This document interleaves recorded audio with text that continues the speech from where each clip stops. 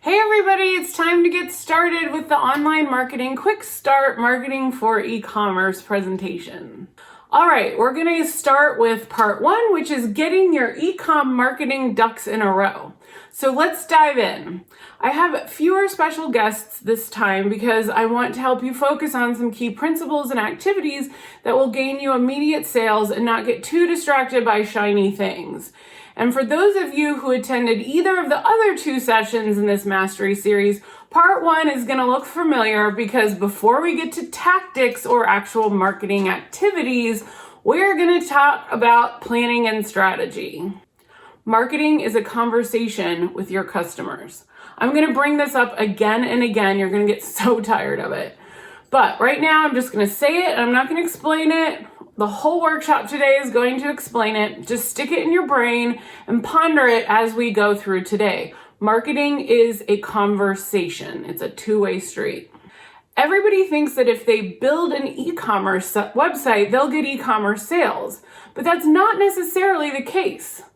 All right, so I work with Little Prince of Oregon Nursery, and they have a great e-commerce website, but I want you to hear from Joan from Little Prince about what happened when they first launched their e-com website. And they are a plant grower and wholesaler, and they opened e-commerce for a customer-facing retail experience. So we launched our website and nothing happened for, weeks. Reggie, our dear coworker, her cousin ordered off. It was our first sale. Her cousin bought something. But what happened was we launched in April, and in September, we sent a box of plants to Laura from Garden Answer. I don't know if you are familiar with her. We did not pay her for this. She just kindly unboxed this mystery box from us, and it broke our website. We were on a shared server with I think a lot of people do that, right? They buy server space to host their site, and we were with 17 other sites. We crashed everyone. There's so much traffic driven to us. Everyone just died. So we quickly regrouped and paid for our own server, and we haven't had any problems since. But that really helped build some recognition, and even over a year later, we're still getting people that reach out to us and say, "Oh, I saw your video from Laura. It's so awesome." So I would recommend doing something like that to kind of build just knowledge of you, because like I said, we're really well known in the Pacific Northwest. Our tags are really identifiable with the little frog, but outside of that, nobody knows us. Thanks, Joan. So there we see the whole, if a tree falls in a forest and nobody is there to see it happen, does it make a sound principle. If you open a restaurant but you don't tell anyone it's open, will you get customers?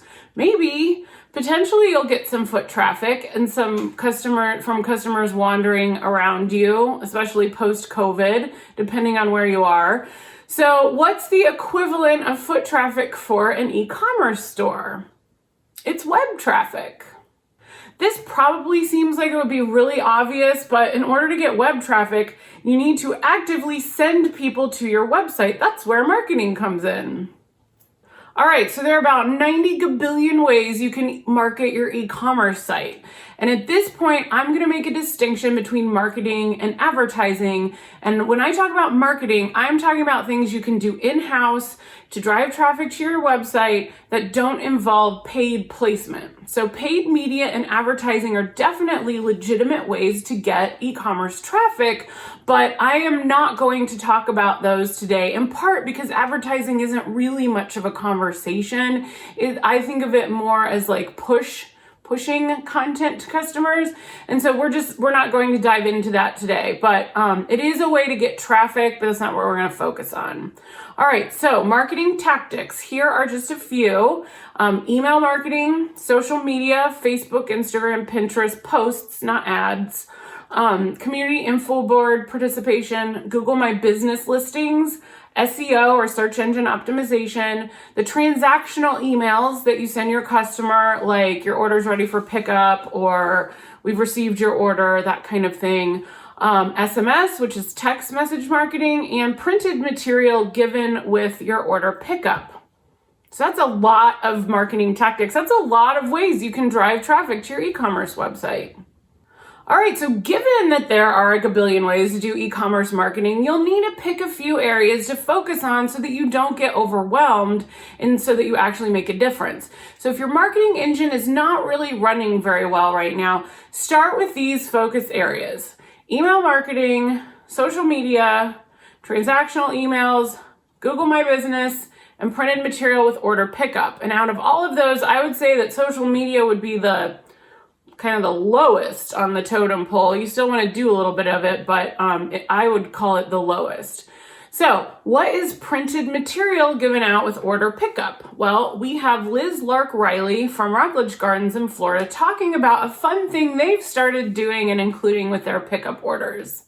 So we're going to start including our little stickers.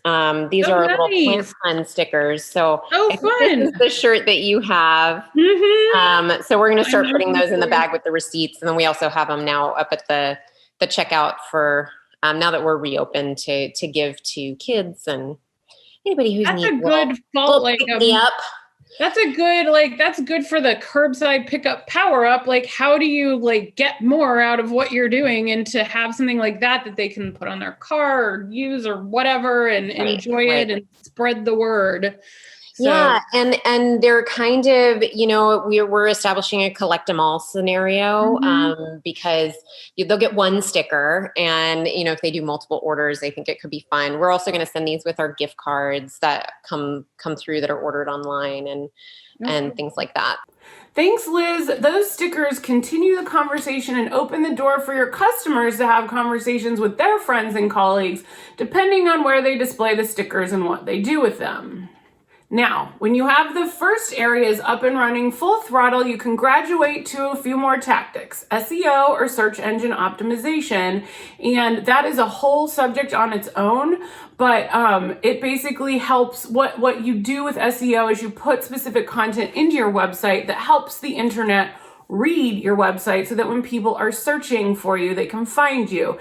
And it involves things like meta tags, meta titles, alt text for images, and I could go on and on. It is useful and it's helpful, but you need to have the rest of your marketing machine in place before you can really get the most out of SEO. Namely, you need to be able to capture those leads. So I'm going to talk about that some more today. SMS and text messaging marketing, I just want to bring that up because that is kind of the direction that some marketing initiatives are going. And so I don't want you to get distracted up by it. I just want you to be aware of it. And if you have certain email service providers like Klaviyo for one, you have some built-in SMS capability that you can take advantage of if you have time. All right, so we're going to go into how to get the most out of all of these tactics and how to actually do these tactics, like do some email marketing. But first, we need to talk about your marketing funnel and marketing bucket. So marketing for e-commerce is different than marketing for retail because your goal is immediate conversions. And the conversions could be somebody buying something, or it could be someone getting on your email list so you can stay in touch with them so they can buy. So you might be saying, well, I already do all of these tactics and I'm not really getting the e-commerce sales that I want. And the thing is, you might be doing the activities, but you might not be optimizing the way you do them for e-commerce. And you might not have the counterpart to the activities set up. So getting people to click and buy is different than getting people to get in the car and come visit your store. And what we are going for is click and buy or click on an email list primarily. All right, it's really hard to be half in and half out with e-commerce. I say this a lot. Either it's a heck yes or it's a heck no, except I don't use the word heck. So here's an example of that kind of thing and this in action. I recently started playing pickleball. So we play with a group and we rotate in and out of games. Pickleball requires 4 players. And so, we might have 6 or 8 people show up. And so we sit on the sidelines 6 feet apart, outside masked, and we talk to each other when we're not playing. And since I'm new, my friends give me pointers.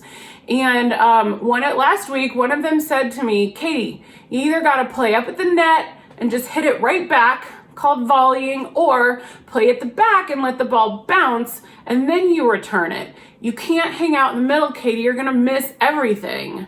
And I mean, they were right. I mean, I'm pretty bad, but I'm better if I either go to the front or stay in the back. So, places with e-com that really want to make money from e-com can't treat it as an afterthought. And it's like pickleball. If you stand in the middle, you're going to miss everything. Or in the case of e-commerce, you're going to deal with everything. You'll pay for labor, website upkeep, marketing, etc. Just enough that it hurts, but not enough that you actually make any money. So you've spent the last several months getting your tech and processes and people into place to support e-commerce sales. Now we're going to go get those sales. All right, it's time to set the stage. You've probably heard of a marketing funnel. In fact, I've mentioned a marketing funnel today. And you might have heard about it via a really broy Facebook ad that's promising you that you can 10x your revenue without working more than 3 hours a day so you can, post-COVID, sit on a beach somewhere and sip cocktails. That sounds great, doesn't it? It doesn't work. So the word funnel probably sounds really jargony to you, but it is an apt description. A funnel is wider at the top and then narrows at the bottom. And so at the top, you want a lot of leads to come in, and the people coming to your website are your leads. And when you do marketing, you are driving leads to your website, but that's only part of the picture. You also need a bucket under the funnel to catch those leads. It's really, really important. It doesn't matter how much traffic you send to your website if your website isn't set up to catch those leads and convert them into sales or an email list. So you do what you want people to buy something and fall into your bucket. All right, so let's keep going. We are going to talk about the bucket and the funnel, what they look like for your business, and how setting everything up right will increase your e-commerce revenue. Let's put the fun in marketing funnel. All right, it's time for my favorite thing, which is planning. Remember the 3 key points: vision, people, and data. We've unpacked how those relate to e-commerce platform selection and order fulfillment. So now let's use that framework to set up your funnel and your bucket. Okay, I want to introduce you to another concept that sounds very marketing jargony, but once I explain it, and if you just keep it in mind, it will help you, and that is the MDR and the SDR. So MDR is the most desired response, and what that is when people come to your website or they open an email, if they get one of your marketing communications, what action do you want them to take? What is your most desired response? The SDR is the secondary response. And so if they don't do the first response, or they do it, but they're going to do something else, what do you want them to do? So let's say your most desired response is getting people on an email list. And then the second desired response is to buy something. So if they do put their email in, then the next thing that you want them to do is buy. You're going to need to make sure that your website is set up this way. So remember, MDR and SDR. Remember how we said marketing is a conversation? So when you do marketing, you're asking your customers to take action and participate so that you can keep up the conversation and see, how they are responding. So another way to think of the MDR and SDR is as the tip of the funnel, the bottom. When your customers take these actions, then they can drop into the buckets. Okay, so here are some of the possible MDRs and SDRs, or actions that you can ask people to take, and we're going to look at this when we do some of the live hot seat in a little bit. So, and MDRs and SDRs could be, you want your customers to get on an email list. You want them to visit the website. That would be an MDR, maybe from a Facebook post. If somebody sees your Facebook post, then you want them to go to the website. An MDR might be purchase online, purchase from your website, or come into the store. It's very okay for all of you that the MDR, when people come to your website, is that you want them to know how to get to your store. Just because we're talking about e-commerce marketing and how it's important to be all in or all out doesn't mean that buying something or getting on an email list has to be your most desired response. So just want to put that out there. You might also want people to recommend you to friends. So whether something is an MDR or SDR depends on the activity they're responding to or the tactic they're responding to. So if you used SEO that got somebody to go to your website, then you might want them to get on an email list, you might want them to buy, or you might want them to come in. If you post a Facebook post, you probably want people to go to the website, but you might want people to share your post. So it's not like an ironclad, everything you do has this MDR, everything you do has this SDR. It depends on what you're doing and how you want your customers to respond and be part of the conversation. All right, let's recap. You need traffic to become leads, get on your email list or put something in their shopping cart or follow you on social media so that you can convert those leads to sales. So again, I know it sounds jargony, funnel, leads, conversions. Let's make it simple. You need more traffic to get more sales, and traffic comes from marketing. Now, you don't want just any traffic. You want people who are genuinely interested in what you are selling. But if you do marketing well, which means broadcasting info that your target audience wants, needs, and is asking you for, and that they respond to well, you will get qualified traffic. We keep coming back to vision, but I want to throw it in there again because it will help you if you're starting to now have this anxious feeling of, oh, this all sounds so icky, Katie, and really like strategic and kind of manipulative. All right, let's just come all the way back to your business vision. Deep breathing. Your vision will remind you who your key customers are and what they like to hear about from you and how you're helping them. It's really all marketing is. Your customers love plants. You want to sell them plants. That's your vision. So just keep it in mind.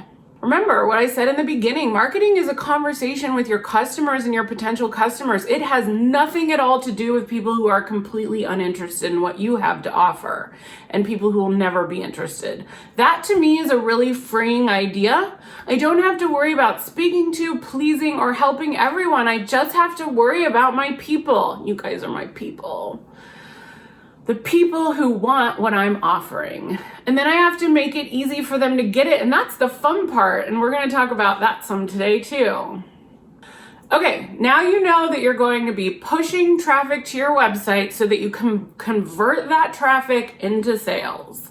The second part today is all about how to push that traffic, the qualified traffic, the tactics. So sit tight.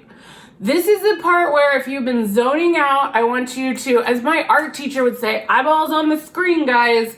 This is the part that a lot of people miss that I'm going to talk about right now. And if you just do what I'm about to talk about in the next few minutes and you don't even increase your marketing, you will increase sales and revenue.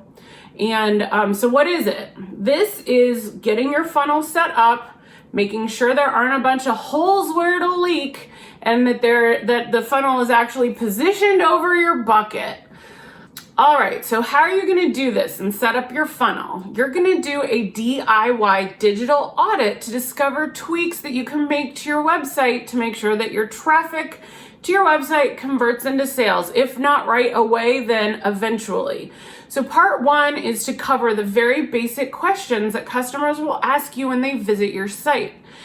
Anyone who visits your site ever is always asking these three questions. Who are you? What do you sell? And how can I get it? That's why customers visit your website. So to do your DIY digital audit, take a look at your website. Does it answer all of those questions? Are there dead ends? Ideally, you want to lead people around your website, which is what the Molbach's people are doing. The bottom of their blog post, they have links to related products. So you want to make sure that people don't get stuck, that there are email sign-up forms at the bottom of blog posts, or that you offer related products with other products. Can people find what you're selling? If the answers to any of the questions, who are you, what do you sell, and how can I get it, are no, work on making the answers yes, and just fixing these items will recapture revenue for you. Once you have the big three done, who are you, what do you sell, and how can I get it, and sales are converting better, you can optimize your website further and squeeze more out of your marketing efforts. And here's what goes into the DIY digital audit part 2. Again, eyes on the screen, because this is what's really going to make your marketing engines rev. And that includes email capture, browse abandonment or cart abandonment emails, juicy product descriptions, great photos, and add to any social media links and plugins. So we're gonna go through each of those pieces. All right, Email marketing. Make sure your email capture system is set up. This is a service like MailChimp, Klaviyo, Constant Contact, Active Campaign, that sort of thing. If you spend the time and the money to drive the traffic to your site, you want to make sure there's a way to follow up with interested parties. I have heard, well, it used to be that it took 7 times to talk to someone before they would buy for you. And then a couple years ago, it was 27 times. It's probably like 50 times now. So again, that's where the whole traffic and conversion comes from. You have spent all this time getting people to your website. You got them there once. Try to get them to stay in touch with you. And email is the easiest way to do that. If you don't get them on your list, you can't market to them. And a lot of garden centers are missing this very simple opportunity. And it's possible because you have a hard time churning out emails, so you don't want to focus on email marketing, or maybe you do email marketing, it's not going that well, or you don't have a high ROI. So I'm going to tell you how to get more out of your email marketing. But that's a big thing that a lot of places miss. And a big thing that if you go to e-commerce sites like The Sill and Bloomscape, some of your competitors for houseplants, they're really good at getting people on their email list. And there's a reason for that. It's because email lists make places a lot of money when they're used well.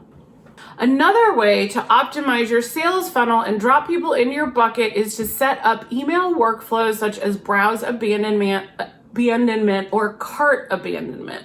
So what this does is it sends an email to someone on a triggered time frame who either looked at a product and then didn't put it in their cart. That's browse abandonment. That can really only be set up for people who are already on your email list. And then cart abandonment is people who put items in their cart and are on your list and did not continue checkout. So it's really common for people to get distracted when they are ordering online. And these high converting workflows will help you capture sales. I set some of those up for one of my clients when we migrated to Klaviyo last August. And oh my gosh, they recapture so much revenue for them. So it's really worth spending some time on that. You do have to have an email service provider or a shopping cart that offers these services, but like Shopify will send an abandoned cart email. The last time I checked, they didn't have browse abandonment. Something like Klaviyo has browse abandonment. So, but check with your resources because you might have the resources to set up these workflows. All right, add to any social media functionality plugin to your website. This is definitely a secondary function, but if everything else is going well, getting this added can help your customers spread the word about your products and services and drive traffic back to your site. It's not a huge traffic driver, but I mean, it's pretty simple to accomplish. So, I recommend it. Okay, amp up your product descriptions and photos. So this is, again, another way to optimize your website to take advantage of the traffic you're driving there and convert it to sales.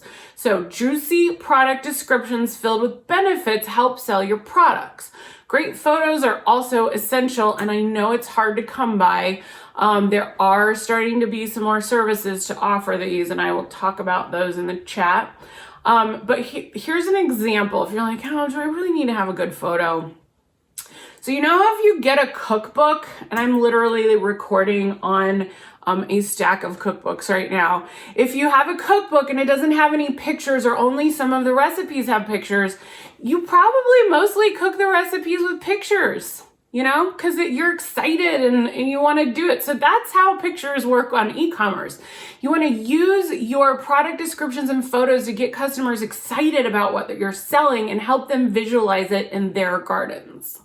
All right, a little tip about photos. So you want close-ups or shipped as shown, which essentially means when you come pick this up, this is what it's going to look like. You want those kind of images, but you also want some lifestyle images. And if you have time, you want to get some lifestyle images. So places like Bloomscape and The Sill make great use of these kinds of images, and they make a bunch of money that way. So a lifestyle image, if you're selling garden plants, is going to look like that plant in a beautiful garden. So I have some examples there on the slides. Okay, I've been hammering on planning, getting your processes in place and your funnel and your bucket. Properly positioned, because the marketing doesn't matter if you can't fulfill the orders. Traffic doesn't matter if you can't capture the leads. So I'm sure you thought you were coming here to learn how to run a money printing email machine or something, and instead it was all website. And I am not sorry. I promise tips for successfully implementing tactics are coming, but I also know from experience, which is a good thing and a bad thing. Most things I talk about, I've learned the hard way. I know from experience that if you do everything that we just discussed about optimizing your website, your email capture, and all of that, you will get a higher ROI on all of your marketing activities. You really cannot skip these steps. All right, now it's time to do some live web analysis. And then after that, we'll do a Q&A session. And then following Q&A, we will talk tactics, have a breakout, and you'll be able to go take over the world.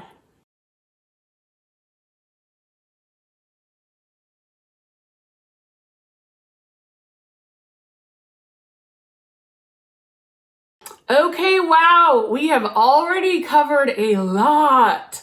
Part 1 was all about the actions you want your customers to take once you get them to your website and on your social media platforms, etc., the buckets.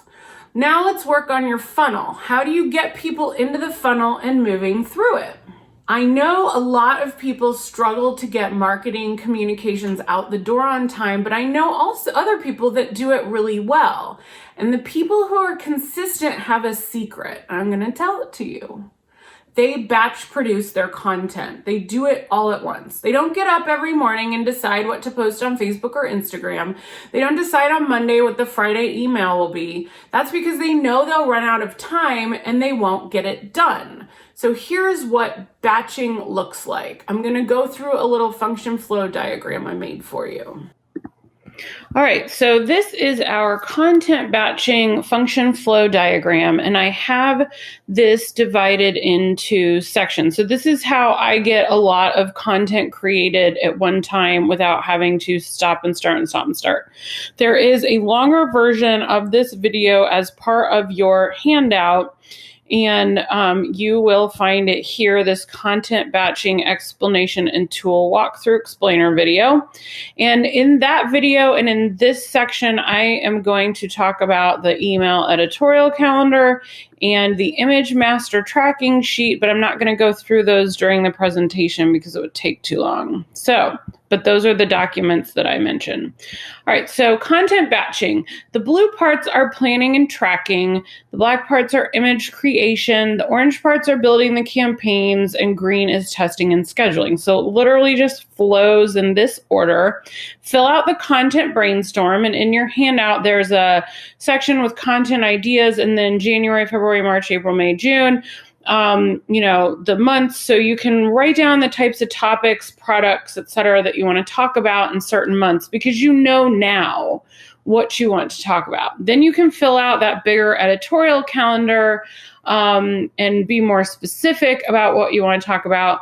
Once that's done, you can gather images, just like plain like plant images, pictures, whatever, that you might want to have some text put on and designed. Then you can assign them to design, receive the images and file them. I explain all that in the other video. Fill in the tracking sheet, and then you can work on building your campaigns. So you can build your email campaigns and then add the finished images and build your social media posts.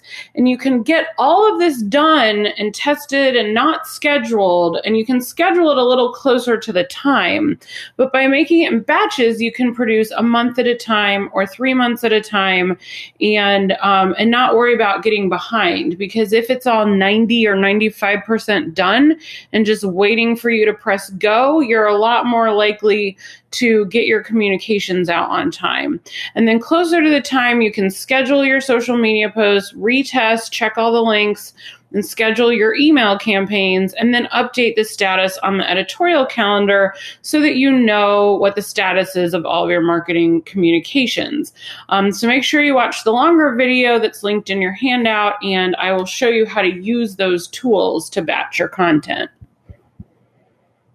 This is where your vision, people, and data come together. So your main handout has links to a bunch of templates to download. You will use, and so please make sure that you use them because they are really the key to getting all of this to work for you. So you're going to use your vision to determine what you're going to talk about when you're doing marketing. You will have one or a few people assigned to produce content. And as an aside, just make sure that your people assigned to batch your content and produce it, they have to know that they are responsible and accountable for that. And then you have to hold them accountable if they don't do it. Because nothing gets done if people aren't held accountable. So you're going to use your tracking sheets and worksheets to keep track of your assets, and that's your data. So the vision, people, data, always come back to that. Learning exactly how to set up and run a full-scale email marketing process or a social media campaign and all the ins and outs is at least 3 more sessions on their own. But there are some key elements of your part of the marketing conversation that I can share with you that when you do them, it will help you get more out of your marketing. And because you've set up your buckets to catch the leads you're driving to the website, even small tweaks in what you're already doing will make a big difference. Believe me, I could give you a very detailed and complicated presentation on everything we're going to talk about next. I'm sure you've gathered that from my very nerdy conversation about MDR and SDR, but I don't want to overcomplicate things because it doesn't have to be super complicated. Honestly, it really just needs to be consistent. Is there anything I love to talk about more than email marketing?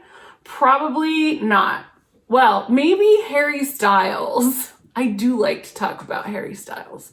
But I love email marketing because when it's done right, it provides instant gratification. Seriously, watching email results come in to me is the same as eating a piece of chocolate cake, and I love chocolate cake. So based on a tour around the internet, visiting a bunch of garden center websites, I know that there are a lot that are not taking full advantage of their email marketing for a number of reasons. Let's go back to the MDR SDR concept. For most of you, as I said before, your MDR is still that you want people to come into your store. I get it. It makes sense. It's reasonable. But if I could lobby for one SDR, one secondary response above all others, it would be to get someone on your email list. My being would live for getting people on the email list. So email is what's called permission marketing, and that's a term coined by Seth Godin, who's a marketing guru. I love his newsletters. I get a little blog post from him every day. So with email, customers have given you permission to continue talking with them. They've stopped by your website, taken a look around, and then by way of signing up, they've said, please keep talking with me. To quote Harry Styles playing Magnus, a character in a 2019 SNL sketch where he was from Iceland, he said, quote, "My dudes," end quote. And then the rest part is me. My dudes. If you do no other thing, get people on your email list. My dudes. All right, when you're building your emails, keep in mind that every e-commerce email must have these things. Calls to actions, which I will sometimes refer to as CTAs, and those are words or buttons that say buy now, click here, learn more. Unsubscribe links, those are usually handled by the email service provider, and it's usually in the footer. Images, the large image up top is called a hero image, and then you have smaller info images. You need some text. So I do want to talk a little bit about images and text. There is one garden center that I'm on their email list, and their whole email is just images. There's no text. They've got text on the images. And here's the thing you got to be careful about. Most people, well, not most people, but really fully half the people that are opening email are opening it on their phones on mobile. And the text on images don't scale. Like the images will shrink down and the text will shrink down with it and it'll look like ant footprints. So make sure you have images and text. The only place I usually try to put text on an image is on that big hero image. And I don't use a lot of text. I use like one headline, like be a Brock star, eat your veggies. You know, like broccoli. I love plant puns. Alrighty, and then you can have a discount code or an incentive, but the email should ask people to do something very clearly. People like to be asked to do things. They want to know what you want them to do. And there is an email content worksheet template in your handout. All right, now that you know what every e-commerce email needs to have, let's go through the types of marketing emails, which are promotional, informative, and transactional. And a robust program will include all of these types of emails, but you can start with, say, promotional and work your way up. All right, promotional emails are what most people think of when they think about email marketing. These include standard campaigns, which is your editorial calendar of we're going to talk about this thing on this week and give this discount or whatever. But browse and cart abandonment are also huge opportunities to capture revenue, and I put them in the promotional email category. You could put them in a transactional email category. It doesn't really matter. With promotional emails, you're going to be promoting certain products or services. And then we talked about browse and cart abandonment. And that is when a customer looks at something on your website or puts something in their shopping cart but doesn't complete checkout. That's when those email workflows come into play. Now, you don't want to overstuff these emails. You really just want to show them what they thought they might buy and then get them to buy it. And if you have both browse abandonment and cart abandonment and you're going to incentivize with a discount, your browse abandonment might give a 10% or 15% discount, and then your cart abandonment might give a 15 or 20% discount. So it's kind of a tiered discount if you're going to do that to incentivize sales. I know that e-commerce labor is really expensive. So again, hopefully you've set your prices based on our last workshop so that you can comfortably fulfill e-com orders. These browse and cart abandonment workflows are very high converting. So you might capture revenue of up to $4 to $5 per cart abandonment email sent versus 15 cents per recipient on a regular promotional email if you divide the amount of money that you make by the number of recipients that receive the email. So they're really lucrative flows. Information can be added to promotional emails, but it's good to be clear on what the goal of your email is. Promotional emails will almost always drive greater revenue, but informative emails are just as important to your program because they're part of the marketing conversation. They help keep customers engaged and give them what they want and need and help them with more trusted information from you. So those types of emails, informative emails, could include information about when to plant and harvest, how your curbside pickup works to help your customers feel comfortable. They talk about a new product or service, and you can have a welcome series or onboarding series for new subscribers. Let's talk about a welcome series. A lot of people that do email marketing don't have a welcome series. And again, this is another bit of low-hanging fruit to both capture revenue and warm up your new subscribers and get them used to opening email from you. So a welcome series is a 2 to 3 email series that welcomes new subscribers to your list. You set it up once and then you let it run. If this flow has products in it, you'll periodically need to check it to make sure those products are in stock. Otherwise, this doesn't really need to change until your info changes that's in it or you have time to change it and update it. And the immediate goal of your welcome series is to convert someone to spending money with you quickly. The fact of the matter is that someone who has spent money with you, even a penny, is more likely to keep spending money with you. The longer they go without spending money, the less likely they will spend money with you. So you want to get them to buy very quickly. Often a one-time discount that is, a little better than what you normally do will make that conversion happen. So it's like breaking the seal. You want to break the seal of them spending money with you. All right, so the second goal, but one that's also very important, that's part of a welcome series, is to orient new customers. What's it like to shop with you? Where can they get answers to questions? Where is the e-commerce customer service section of your website? So a welcome series can handle all of that. And I have a welcome series content template in your handout. The last types of emails we're going to talk about are the transactional emails. These are usually set up through your shopping cart or your website, so like your WooCommerce or your Shopify, but you can customize the content. There are missed opportunities for additional revenue and continuing the conversation. A lot of people just don't bother to customize their confirmation emails, but putting a graphic header or your logo in it, putting a little bit of copy that you actually wrote. Copy means words, by the way. That's jargon. That's copywriter jargon. Goes a long way. So here are the types of transactional emails. Order received, which is something like, we got it, we're getting ready. The order ready for pickup, that should include instructions for pickup. And then if you are doing what we talked about in the last session, which is to stage some additional things for people to buy, you can tell people, hey, if you forgot to buy something, have your credit card handy, we will have the following things at pickup: mulch, potting soil, garden soil, fertilizer, whatever it is you're gonna have. Just prime their brains, like plant the seed, pun intended, for them to spend more money with you. And then the last type of transactional order or transactional email is an order completed / picked up. Like they got it and then you confirm. So this email can remind them to shop again, offer an incentive, ask them to follow you on social media, or request reviews. And this type of email is not generally automatic with a curbside pickup. You would need to have a receipt brought back to the office and then you could trigger it. You could mark the order complete and then an order completed email could be generated.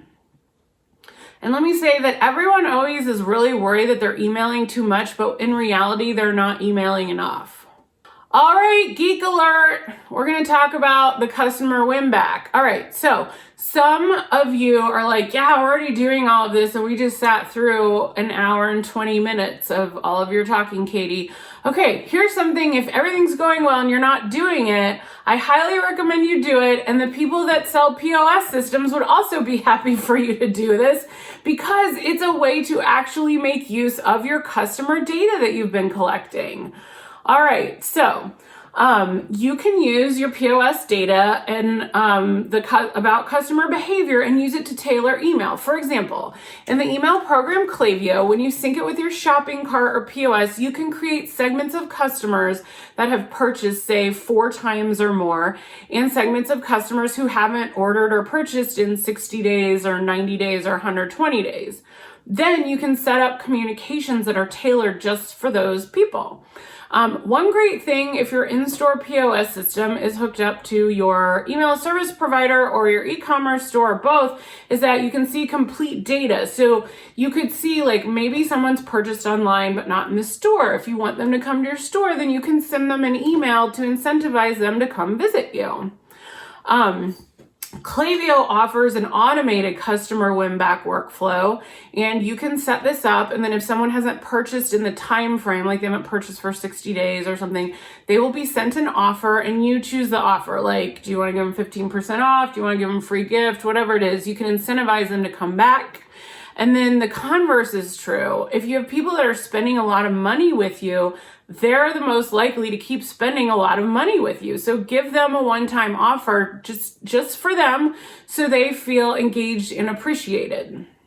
All right, another geek alert. So many shopping carts, including Shopify, allow you to create coupon codes with associated links so that if someone clicks a link from your email, the coupon is automatically applied to the shopping cart. So whether you want to do this or not is up to you. You might give up more in discounts, but you might convert more sales. You can just test what's best for your business. I will say that the fewer steps someone has to take to finish the transaction, usually the higher the chance they'll complete the transaction. All right, so Google My Business. This is the Google My Business listing is most customers' gateway to your website. It's the tip top of the funnel. People search, they find your listing, and then they call, they click your phone number and call, they come visit, or they might click to view your website. So make sure that your info, including hours, COVID procedures, website links, and so forth, are updated. And upload plenty of pictures so people can see what it's like to visit your store and all of the goodies that you have.